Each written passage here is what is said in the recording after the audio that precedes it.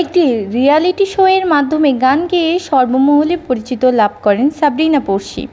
এরপর একে একে দর্শকদের উপহার দিয়েছেন অনেক সুপারহিট গান। দেখতে দেখতে গানে গানে পেরিয়ে গেছে তার ১৬ বছর।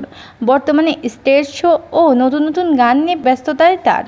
গানের পাশাপাশি অভিনয় নিয়েও ব্যস্ত সময় পার করছেন তিনি। এসবের মাঝেই নতুন খবর জানা গেল, বিয়ের পিঁড়িতে বসছেন এই সঙ্গীতশিল্পী। যুক্তরাষ্ট্র প্রবাসী নিলয়ের সঙ্গে তার বিয়ের আনুষ্ঠানিকতা সম্পন্ন হয়েছে। দুই পরিবারের ঘনিষ্ঠরা পড়শি ও নিলয়ের বিয়ের খবর নিশ্চিত করেছেন। জানা গেছে ২০০৮ সালে খুদে গানরাজ প্রতিযোগিতায় একই আসরে পড়শি ও নিলয় দুই প্রতিযোগী। তারা একে অপরের সঙ্গে প্রেমের সম্পর্কে ছিলেন। ২০১০ সাল থেকে নিলয় তার পরিবার সহ যুক্তরাষ্ট্রের নিউ ইয়র্কে থাকেন। গত বছর নিলয়ের পরিবার বাংলাদেশে আসে, ছিল কয়েক মাস।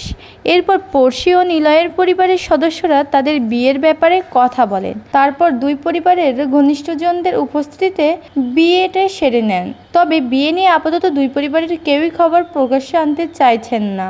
ঘনিষ্ঠ সূত্র জানা গেছে, এখনই খবরটি তারা প্রকাশ্য আনতে চান না, তাই আপাতত বিয়ের প্রসঙ্গে কিছুই বলছেন না। কবে কখন তারা বিয়ে করেছেন সে বিষয়েও জানাতে চায়নি পড়শির পরিবার। এদিকে গেল বছর ইমরানের সঙ্গে পড়শির দ্রুত গান কথা একটাই আলোচিত হয়। এছাড়া সম্প্রতি নাটক প্রযোজনায় ঘোষণাও দিয়েছেন তিনি।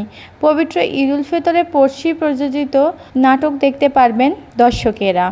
সোশ্যাল মিডিয়ায় সদ্য দেব অনুরাগী বনাম শিবপ্রসাদ মুখোপাধ্যায় ও তার স্ত্রী জিনিয়া সেনের দৌড় শুরু হয়েছে।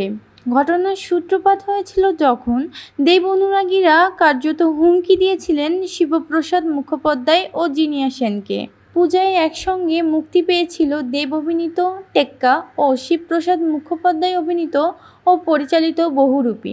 ব্যবসার নিরিখে অনেকটা এগিয়ে ছিল বহুরূপী। এরপরে ক্রিসমাসের সময় মুক্তি পায় খাদান। বক্স অফিসে উল্লেখযোগ্য বসা করে এই ছবি। এরপরেই দেবের ছবি মুক্তির দিনে শিবপ্রসাদের ছবি মুক্তি পেলে পরিচালককে দেখে নেওয়ার হুমকি দেন তথাকথিত দেব অনুরাগীরা। এরপরে শিবপ্রসাদের স্ত্রী জিনিয়া সেনের অর্ধনগ্ন বিকৃত ছবিও ছড়িয়ে দেওয়া হয় সোশ্যাল মিডিয়ায়। ঘটনার প্রতিবাদে সন্ত্রিক গোয়েন্দা দপ্তরে যান শিবপ্রসাদ ও জিনিয়া।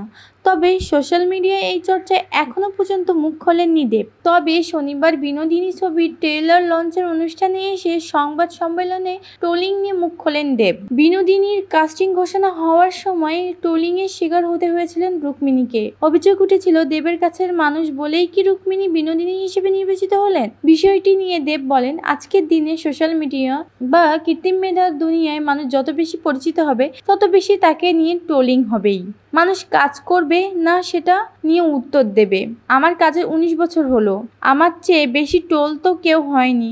আমি তো কাউকে জবাব দিতে যাইনি। আমার মনে হয় আমার কাজই তার জবাব দিয়েছে। রুক্মিণীও জবাব দিবে, কথাবার্তার মাধ্যমে নয়, সিনেমার মাধ্যমে। অভিনেতা বলেন, একটা সিনেমার একটি চরিত্রে ফুটিয়ে তোলার জন্য যা যা করা দরকার রুক্মিণী সব করেছে। তার পরিশ্রমটা দেখা যাচ্ছে। যারা ট্রোলার রয়েছে তারা আমার ছবি দেখেন, তারা অনেকেই আমার ফ্যান। ট্রোলারদের সহ্য করতে হবে। আজকে দিনের কাজটাই হয়েছে জবাব। দেব আরও বলেন, আমি 18 বছরের একটা খাদান করেছি, একটা টেক্কা করেছি, একটা বুনো হাঁস করেছি, কিন্তু রুক্মিণী যেভাবে কাজ করে যাচ্ছে, যদি বলা হয় আজকের দিনে আমার প্রতিযোগীকে, আমি তাহলে বলবো আমার প্রতিযোগী রুক্মিণী।